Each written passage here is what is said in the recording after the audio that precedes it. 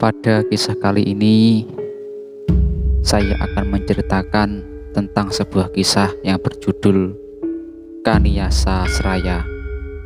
Kisah ini menceritakan perkawinan Dewi Kaniraras dengan Prabu Durapati, Raja Duhyapura, yang kelak akan menurunkan Resi Dwapara, serta menceritakan Raden Kaniyasa menumpas musuh kahyangan bernama Prabu Kuramba, leluhur Raja-Raja Brenggadani.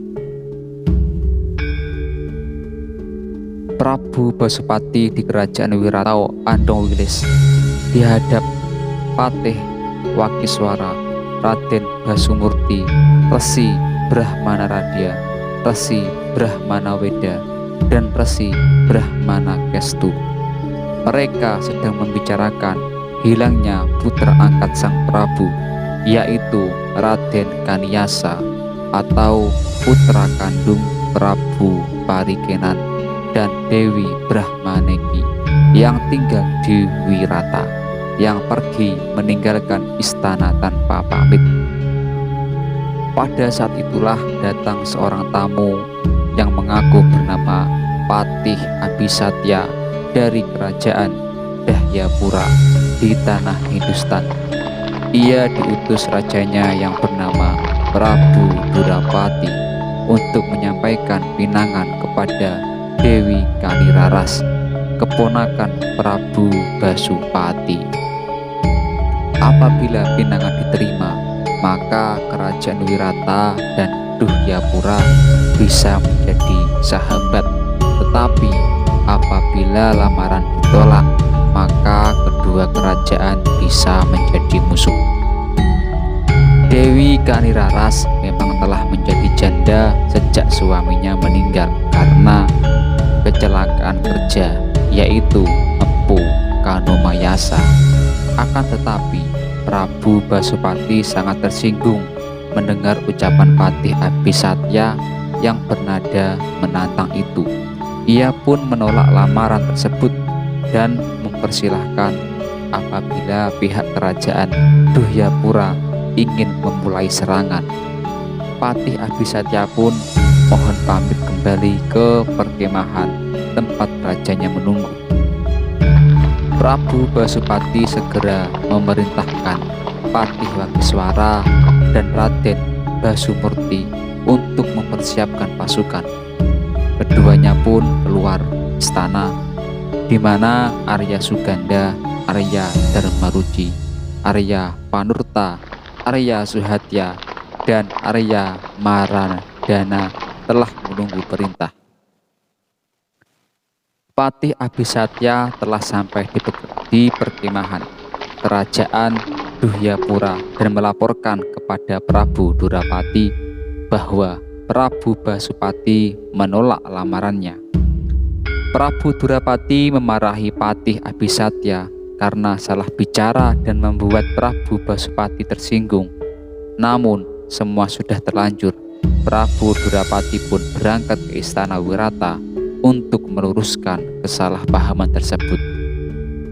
Akan tetapi pihak Wirata yang dipimpin Patih Wakiswara dan Raden Basumurti sudah terlanjur bersiaga dan langsung menyerang rombongan Prabu Durapati itu. Terjadilah pertempuran di antara mereka. Prabu Durapati berhadapan melawan Raden Basumurti dan berhasil menangkapnya. Melihat putra sulungnya jatuh ke tangan musuh, Prabu Basupati pun terjun ke medan pertempuran untuk menolong. Setelah bertarung cukup lama, Prabu Basupati akhirnya berhasil meringkus Prabu Durapati.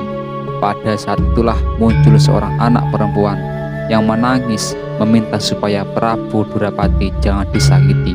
Ternyata anak perempuan itu adalah putri Prabu Durapati dari istri terdahulu bernama Dewi Dalupi.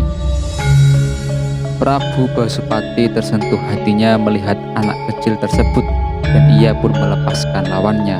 Prabu Durapati sendiri meminta maaf dan menjelaskan bahwa Patih Abhisatya tadi telah melakukan kesalahan bicara saat menyampaikan surat lamaran darinya. Ia juga mengatakan bahwa dirinya adalah putra mendiang Prabu Basukirata, Raja Duhyapura terdahulu, yang merupakan sahabat Prabu Basurata atau ayah Prabu Basupati.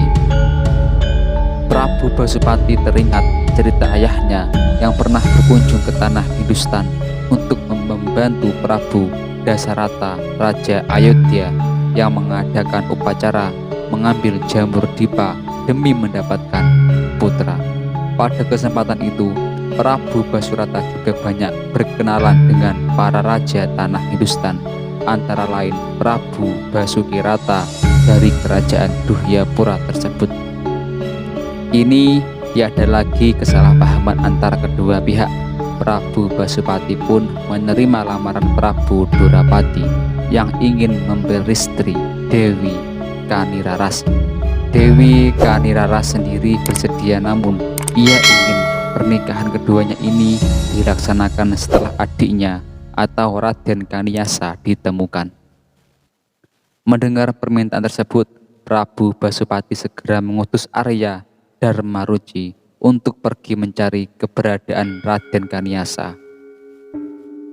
Setelah menempuh perjalanan beberapa hari, Arya Dharmaruci akhirnya berhasil menemukan Raden Kaniasa menyepi di hutan Wimana. Ternyata sepupunya itu sedang bertapa untuk menambah ilmu dan kepandaian demi bisa menjadi seorang resi. Arya Dharmaruci pun mengabarkan bahwa Raden Kaniasa diminta untuk segera pulang karena kakak sulungnya, yaitu Dewi Kaniraras, akan menikah dengan Prabu Durapati dari kerajaan Duhyapura. Pada saat itulah muncul Batara Narada yang turun dari angkasa mengabarkan bahwa saat ini Kahyangan Suralaya sedang dikepung musuh dari kerajaan Pringgadani bernama Prabu Kuramba yang ingin memperistri Batari Wilotama. Karena Batara Indra menolak lamaran itu, Prabu Kuramba pun mengamuk menggempur pertahanan para dewata. Batara Indra lalu meminta petunjuk Batara Guru di Kahyangan Jonggring Salaka. Batara Guru pun meramalkan bahwa yang bisa mengalahkan Prabu Kuramba adalah Raden Kaniasa, putra mendiang Prabu Parikenan yang menjadi anak angkat Prabu Basupati. Mengetahui dirinya mendapat kepercayaan, Raden Kaniasa pun menyatakan bersedia. Ia meminta Arya Dharmaruci supaya pulang lebih dulu. Namun Arya Dharmaruci tidak bersedia pulang kalau tidak bersama Raden Kaniasa. Ia meminta supaya diizinkan mendampingi pergi ke Kahyangan Suralaya. Maka Batara Narada lalu membawa mereka berdua naik ke Kahyangan Suralaya untuk dihadapkan pada Batara Indra. Prabu Kuramba adalah putra Ditya Singasari yang dulu pernah menculik Dewi Satapi dan akhirnya tewas di tangan Arya Sadaskara.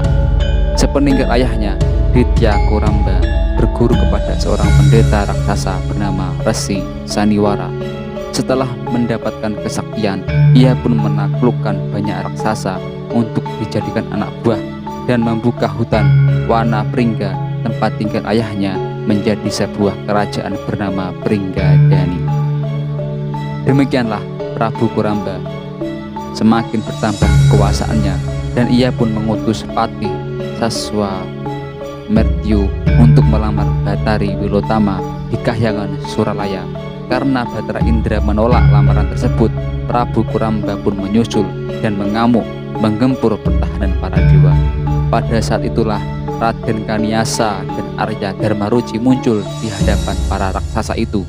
Keduanya mengaku sebagai para jago untuk menumpas musuh Kahyangan.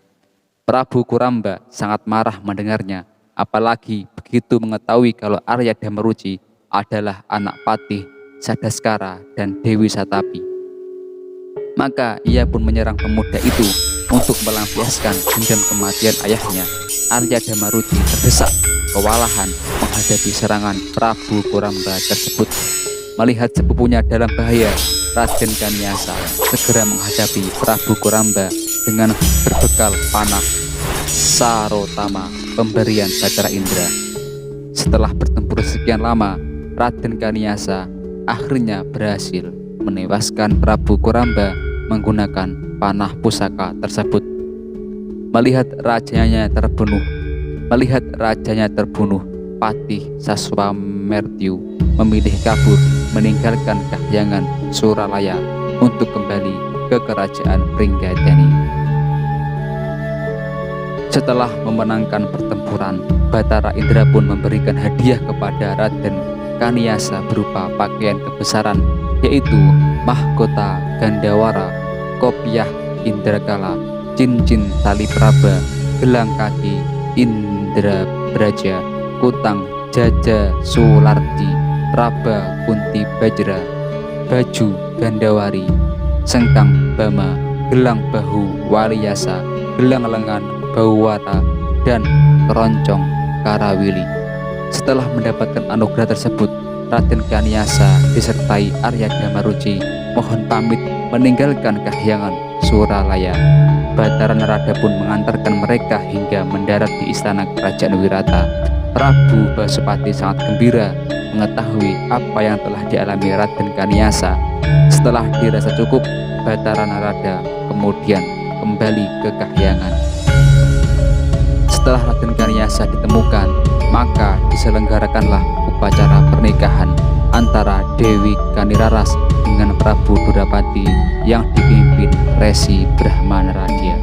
Prabu Basupati sendiri terkesan melihat pakaian Raden Kaniasa pemberian Batara Indra. Ia pun memerintahkan para seniman untuk membuat tiruan pakaian tersebut dalam jumlah banyak untuk kemudian dibagi-bagikan kepada para pangeran, yaitu Raden Basumurti, Raden Basukesti, Raden Basunanda, Raden Manonbawa, dan Raden Paridharma untuk dikenakan pada pesta perkawinan tersebut. Beberapa hari kemudian, Prabu Durapati berniat memboyong Dewi Kaniraras untuk menetap di kerajaan Duhyapura. Akan tetapi Empu Dewayasa atau kakak mendiang Empu Kanomayasa meminta supaya Dewi Kaniraras meninggalkan kedua anaknya dari perkawinan terdahulu, yaitu Raden Prawa dan Dewi Prawita. Empu Dewayasa sangat menyayangi kedua keponakannya itu bagaikan anak sendiri dan meminta supaya mereka tetap tinggal di kerajaan Wirata. Setelah dipertimbangkan, Dewi Kaniraras akhirnya mengabulkan permintaan kakak iparnya tersebut. Dengan berat hati, Dewi Kaniraras meninggalkan kedua anaknya dan ia pun pergi bersama suami barunya ke kerajaan Duhyapura di tanah seberang.